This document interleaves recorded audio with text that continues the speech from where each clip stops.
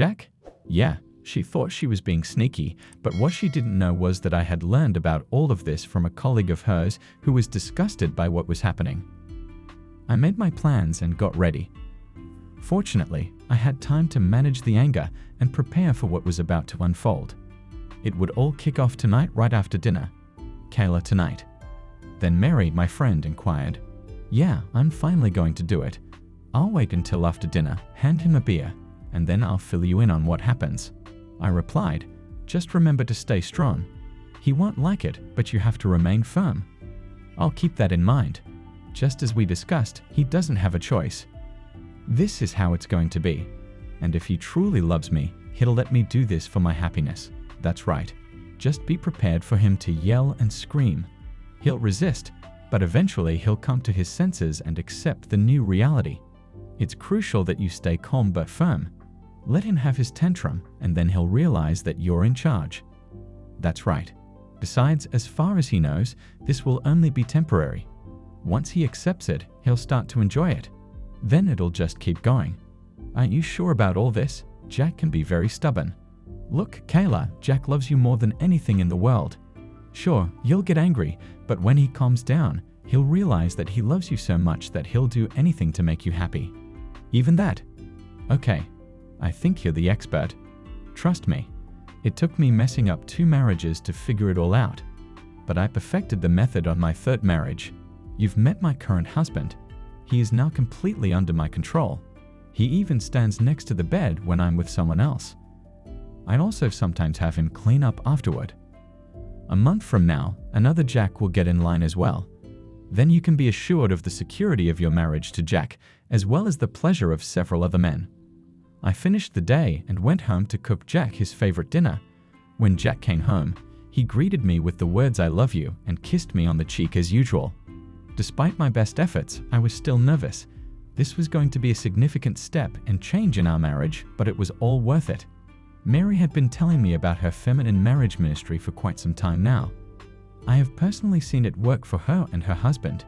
He was really happy with how their marriage turned out. I'm sure Jack would love it too. The conversation over dinner was pleasant. We exchanged stories from the previous day and discussed some of the day's news. It was a laid-back dinner for us. After dinner, I insisted that he grab a beer and relax while I cleaned up. He resisted a bit, wanting to help, but I assured him it wasn't much and I could handle it. The leftovers were stored. The dishes went into the dishwasher, and it was time I poured myself a glass of wine, mentally prepared, and headed into the living room for the conversation. "Jack, honey, we need to talk." I began. "Sure, honey." "About what?" "Okay, Jack, I realize this might be difficult for you to accept right now, but it's something I really need to do. Please keep in mind that this is only temporary." "Okay, so what do you need?" "If it's that crucial to your happiness, of course I'll do what I can." So far, he had handled it well. Not even bothered, that's good.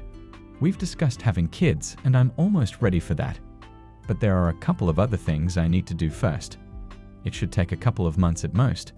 Then we can start working on having kids. That's great, baby. So what are those things you need to do? Here it is. I took a deep breath, preparing for the reaction. "Well, Jack, I need to explore a bit before settling down completely. It will be temporary, and then I can be the best wife and mother to our children you could dream of." "All right, my love, that sounds reasonable so far. But how are you planning to go about it?" "Wow, he's handling it well. I expected him to freak out. I'll be seeing other men for a while. We'll still make love regularly, but I'll also have lovemaking with other guys to clear my head. Remember, it's only lovemaking with them. You are the only one who has my love. I'll return to you in a couple of months, be your faithful wife again, and then we can start working on having the kids we've planned." "Well, Kayla, you don't seem to be asking for my permission, so I assume you've made up your mind. I'd like to go on record saying I'm not in favor of it. If you're asking for permission, I'm not giving it. However, you're a grown woman, so I won't stop you if you think it's necessary." Things were going better than I imagined. He didn't raise his voice, said it conversationally. Mary must be right. Jack will accept the new role I'm preparing him for. So, Kayla, how will this work? Are you moving out, or do you expect me to? Are you bringing them here or going to their place or a hotel? Oh, well, we're both going to keep living here. We're married, and as I said, we'll keep making love. The other guys will just be lovemaking with you. It will be making love. I may go to them or bring them here. In those cases, you'll have to sleep in the spare bedroom. I don't see the need for a hotel room since we could just stay here. Again, I'm not in favor, but we shouldn't have lovemaking during this. I won't risk catching any STDs once you're done. We'll wait until you're tested and cleared. Have fun. Don't worry about me. Well, Jack can't say I'm not disappointed. I love you and enjoy our lovemaking. But I understand your concern. I'll just have to live with it. That's great, honey. So when do you plan to start your little flings? Well, Mary and I decided to hit a club and meet a couple of guys from work tomorrow night. I'm not sure if it's going to happen, but I might bring one of them back for the night. Since you're not going to have lovemaking with me while I'm doing it anyway, maybe it would be best if you just move into a spare room for the next couple of months. Okay, Carla, don't worry about it. I'll take care of moving in by the time you get home tomorrow night, Jack said before returning to reading the paper. I couldn't believe how mature he was about the whole thing. My heart soared. Sure, he weakly complained and refused lovemaking, but he was completely accepting of everything. He wasn't even the least bit angry. Mary was definitely right. In 2 months, Jack would be under my thumb. Besides, I knew this lack of lovemaking was only temporary. In a week or two, he'd be back in my bed. Then I would just use the Volvo Knoll wrench to get him to fully embrace his new role as my submissive little hubby. Update. Hi, Mary, it's Kayla. Hey, girl. So how'd it go last night? Oh my god. You wouldn't believe how mature Jack was about everything. I expected him to go nuclear, but he didn't even raise his voice. He was just so calm and accepting of it all. Wow, that's great. I told you he'd comply. Do you think you'll be able to convince him to watch tonight? I doubt it. In fact, I don't think I'll even suggest it. He said he'd refuse to have lovemaking with me while I'm with someone else. I'm sure that won't last long. After a week or two of using his hands, knowing he has a beautiful woman by his side, he'll be right back. That could be a lot of fun since he refused to touch me. I just went ahead and made him move to the spare room. He's packing his things now.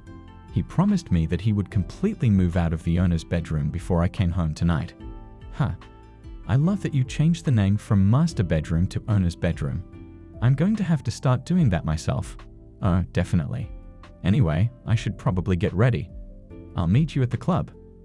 Okay. Bye. Bye. Later that night, Jack had made pretty good progress on boxing up all the stuff from my bedroom. I wasn't sure why he really needed to pack when he could just carry armfuls of stuff down the hall. But he explained that it was better that way. It would be less walking, and he could go through everything and leave the things he really didn't need in boxes to get rid of. I guess that made some sense, but I was too busy getting ready to pay attention. He did say how seductive I looked in my underwear, garter belt, stockings, and 5-inch loafers. He said nothing when I wore the little red cocktail dress I got for our 5th anniversary last year. That was actually the only time I wore it, but I looked damn good in it. I informed Jack that I was going out and expected to return around 1 a.m. I mentioned that he didn't need to wait for me as I might not be alone. After saying this, I picked up my clutch and prepared to leave. He assured me not to worry, mentioning that he would have moved out by the time I returned as he made this promise. He closed the last box as I left the house. A sense of unease lingered within me, though I couldn't quite identify its source. Despite this, I chose to dismiss it, directing my focus towards the anticipated fun and excitement of the night at the club. I encountered Mary, Larry, and Josh, the account managers known for their attractiveness and reputed endowment. According to Mary and some of the other office girls, while Jack was moderately endowed, the thought of experiencing a considerably larger member intrigued me with the added expectation that they knew how to use their assets effectively in the midst of conversation. Mary asked about Jack's move to the spare bedroom. When our first order arrived, I confirmed that he had completed packing and assured me of being entirely moved out by the time I returned. Upon sharing this information, Josh questioned if Jack had indeed made such a statement. I affirmed, recalling Jack's words when I mentioned my expected return time. Our group burst into laughter at the remark, and Larry humorously expressed disappointment about Jack having moved out as he was hoping to involve him in a carnal setting. I playfully suggested that perhaps after some persuasion, we could consider such arrangements in the midst of the banter. I observed that neither Larry nor Josh had extended an invitation to dance. Over the course of several hours, we engaged in dancing and indulged in drinks. I danced with both of them on multiple occasions, particularly during slow songs where we embraced, closely feeling their hardness against me throughout the night. Their hands remained on my backside. Later, Mary and I took a break and went to the ladies' room to discuss the conclusion of the night. We decided the outcome of the ride home through 3 rounds of rock, paper, scissors, resulting in me driving Josh and Mary accompanying Larry. Upon arriving at the house, I led Josh through the front door, noticing that it was dark inside. I assumed Jack had retired to bed by then, reassuring myself that everything was in order. Anyway, we didn't need him watching. I led Josh down the hall to my room. Of course, all of Jack's stuff was gone. Maybe I should reward him by offering him a handjob. There would be something to think about later. Right now, I had other things requiring my attention. It didn't take us long to undress, but Josh wanted me to keep the garter belt and stockings on. I'd lost my thumb a couple of hours ago. Unsure if it was Larry's or Josh's, it didn't matter. I made enough money to buy others. The next 2 hours were sheer bliss. We started with start position, then switched to another one to avoid exhaustion too quickly. We finished that round with cowgirl. After a brief rest, I enjoyed when he spanked my ass while I rode him. Maybe I'll let Jack do it on his birthday or our anniversary, but it wouldn't happen again. I'd save it for my other lovers. We ended up in the shower before going to bed, and again when we woke up the next morning. After that, Josh had to leave for his wife and kids, so I put on my robe and went to get some coffee. I felt a bit let down that Jack hadn't brewed coffee yet, considering it was already past 9 o'clock. Typically, he'd be up for an hour by now. I planned to address it with him later. I mean, would it hurt him to make me coffee and breakfast? Especially after I stayed up late? So much for the handiwork I was going to offer him as a reward for moving into the spare bedroom while I was away. After devouring my breakfast bagel, I headed to the shower and got dressed. The warm water did wonders for soothing my sore muscles since I had no plans for the day. I opted for my old shorts and a t-shirt as I was only going to be around Jack. I wore a functional bra and an old pair of regular underwear just as I finished tying my hair into a ponytail. The phone rang. "Hey, girlfriend," it was Mary. "Hey, seductive thing. So how was Josh last night?" "He was amazing. It was exactly as I thought it would be. Speaking of Jack, what was his reaction this morning?" "I don't know. I'm a little angry because he seems to be asleep. I was disappointed that he didn't make me breakfast and coffee this morning. I was thinking of offering him a part-time job for being moved to the spare room, but now I don't think so. Yes, make sure he knows how disappointed you are and what you expect from this moment. Continue to be aggressive with him, but make sure you give him small rewards when he does something good. This will give him incentive to try harder. I'm actually starting to get angry that he still hasn't gotten up. Wait a minute. While I get his lazy ass out of bed, I walked down the hall to the spare bedroom and pounded on the door, shouting his name. No response. I tried again, still no answer. Finally, I turned the knob and swung the door open. "Oh crap," I exclaimed. "What's wrong?" Mary asked on the phone. "Jack isn't in the spare bedroom. His clothes aren't even in the closet." "Wait," I said, running through the house. "Crap, his truck is gone, as are all his tools." That little stirring in the back of my head was starting to take shape. "Oh no," I gasped. "What? What is it?" Mary asked. "Jack moved out." Now I understood what he was talking about. He never said he would move his stuff into the spare room. He only said he would move his stuff out of my room. Then he said he would move in before I returned. I thought he meant he would move out of my room, but he meant he would move out of the whole house. He instructed us to leave his office until he figured out how to handle the situation with our heads down. We left his office and made our way to our room. Following that incident, my job became significantly challenging, but I was grateful to still have employment. Deciding to assess the divorce petition, I discovered its severity, containing images, videos, audio recordings, and even notarized letters. An hour later, a company-wide email arrived from the boss, addressing all employees. Management had become aware that employees had repeatedly planned and executed actions contrary to the moral code of conduct detailed in the employee handbook during work hours and on company property. Considering the likelihood of the problem being more widespread than documented, drastic action was announced due to uncertainty about which employees were involved. All employees were required to familiarize themselves with the code of morals in the employee handbook. An online class would be developed over the weekend, and every employee must successfully complete it by the following Friday. Security would conduct spot checks of all secluded areas throughout the day, a measure to be repeated until permanent security cameras were installed for monitoring. Subsequently, the storage room would be locked and the key held by the security supervisor. Any necessary supplies must be brought in with a security escort. The security supervisor would closely monitor computer use to prevent personal use of company assets. Prohibited activities included scheduling non-work-related meetings with co-workers or others, browsing non-work-related websites, and non-work-related text messaging on company computers. Socializing with co-workers should be confined to the break room during scheduled breaks and lunch periods. Security personnel would roam the building to monitor compliance, and the names of those responsible for the actions would not be disclosed. 2 minutes later, my email exploded with hate mail from co-workers. After work, the other three and I met at a bar across the street, seated at a small table in the corner. We faced disapproving looks from other co-workers during Friday happy hour. At least we still have work to do, at least for a while. That was very nice of him. Why do you think, Jack? I'd asked about including that in the court order, and Josh dismissed it, suggesting that Jack wasn't trying to cause minimal damage, but rather intended to inflict more pain. I sought clarification. Lucian and Josh explained the reference to alimony. He mentioned that while infidelity was the current reason for the divorce, having a stable job and income could prevent a judge from awarding alimony.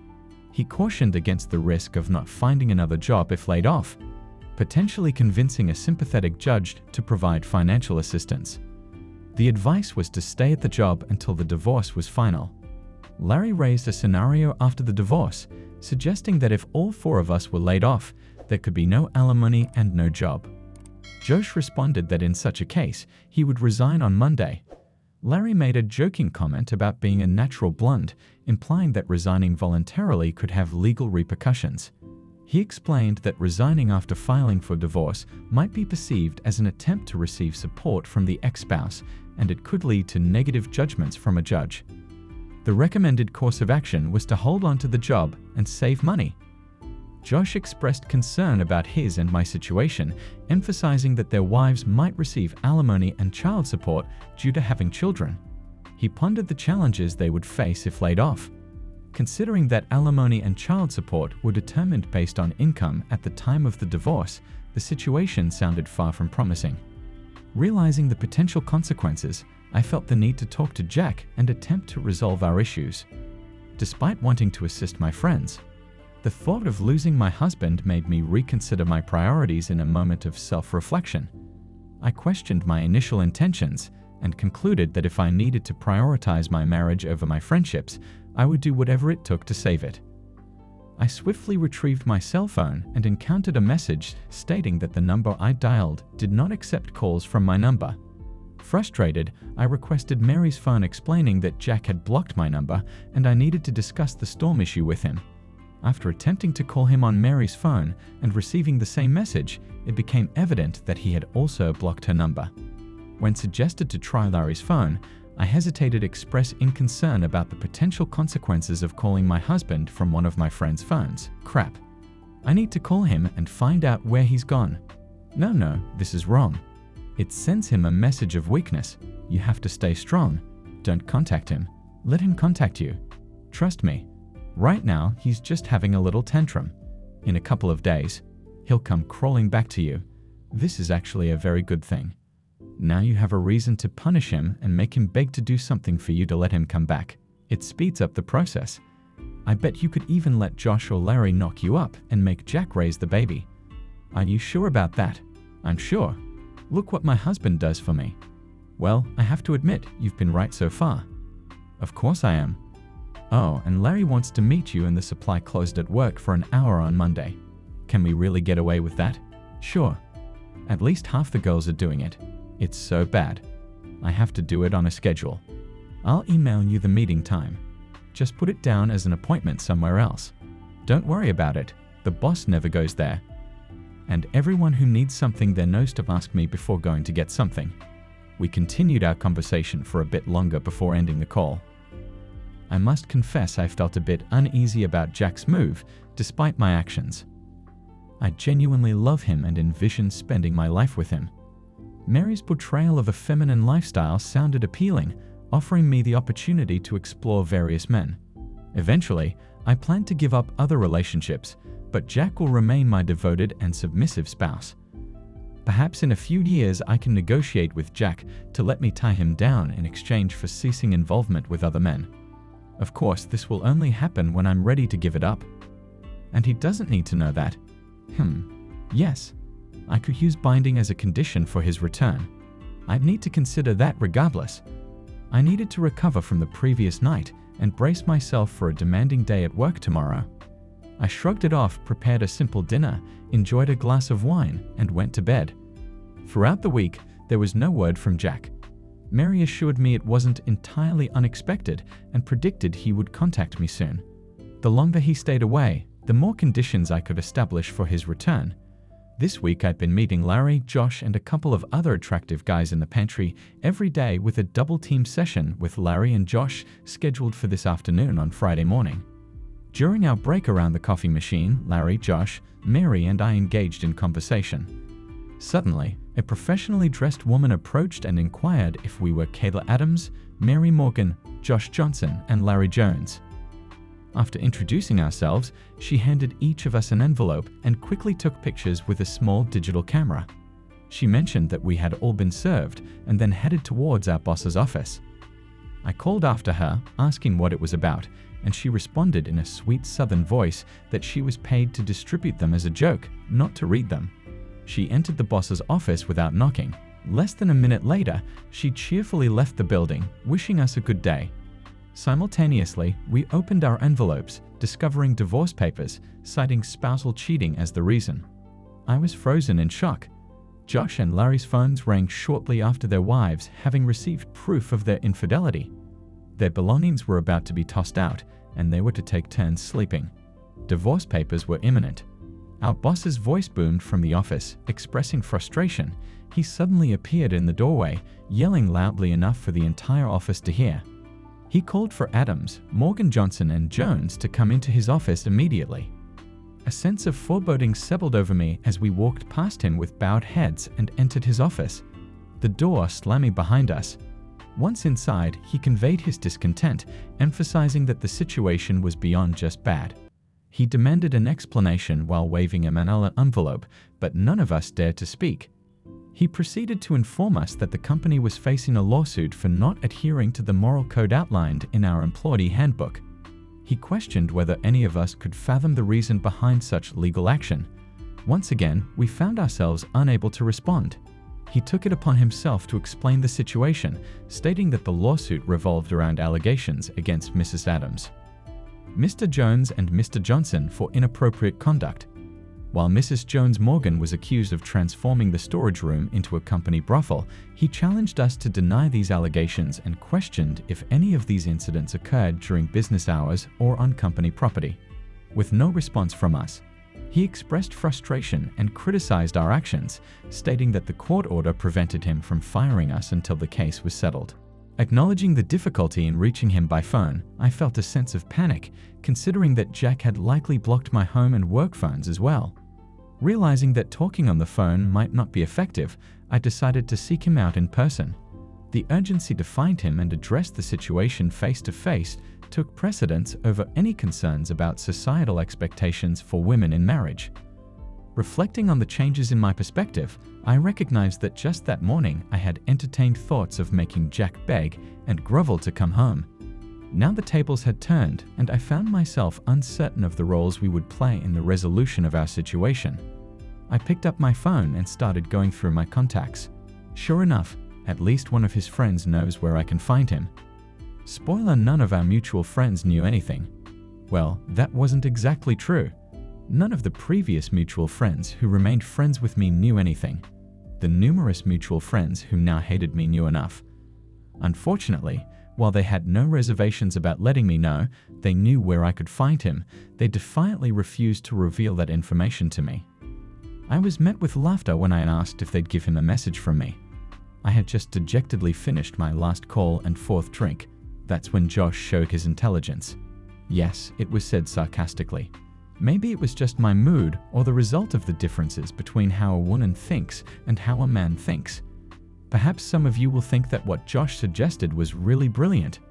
Me? I don't think so.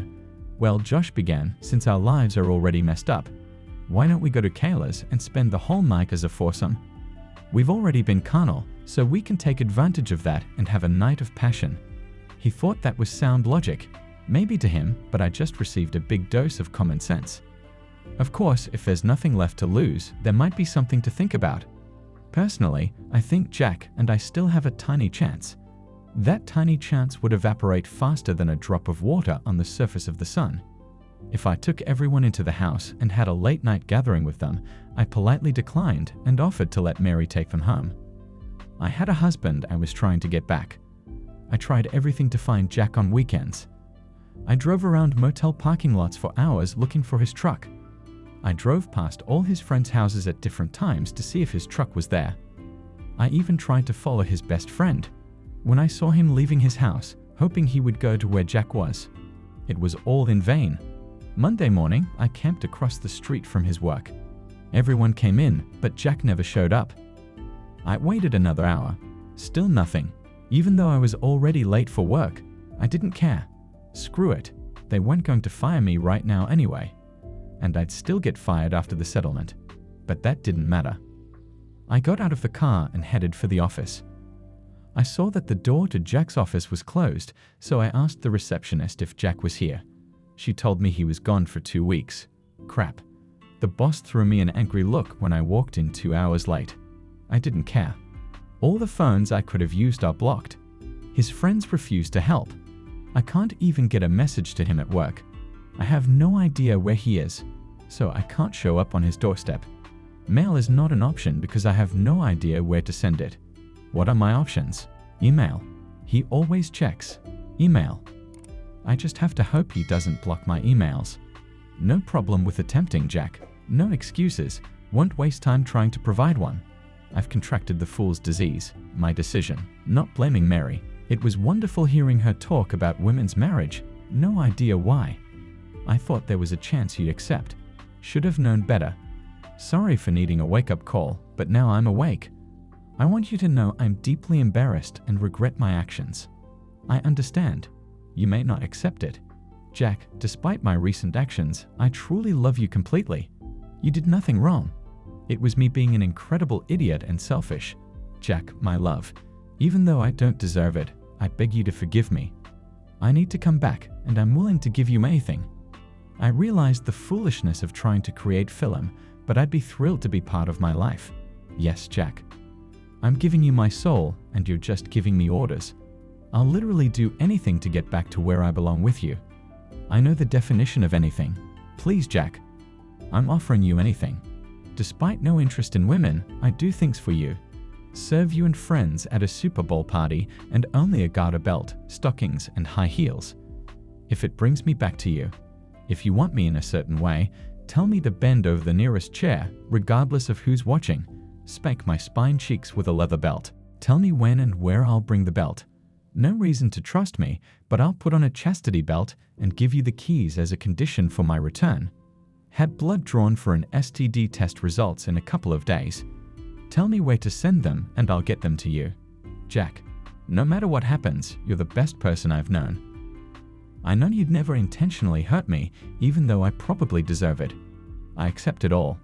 Not asking you to forget or trust me again. I'm asking for the opportunity to be yours in any capacity you desire. I ask for nothing more than to come back to you forever. Even if I have to agree to a divorce or watch you with other women, I pray it doesn't happen. But I realize it's not my decision. I'm at fault. And I recognize you might want to even the score. Couscousie, All that stuff. What about Mary, Larry, Josh, and the lawsuit against my company? Mary manipulated me into agreeing to this plan. Josh and Larry took advantage of that. As you know, I'll be fired once the lawsuit is settled. It's all our fault. Do what you want with them. I'll help if you want. After all, I'm your willing slave. From now on, your loving slave, Kayla. Update.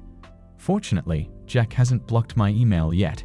Even more surprising is that he actually read it. No, he didn't take my word for it. After all, I'd already broken the biggest vow I'd ever made, the one about leaving everyone else behind.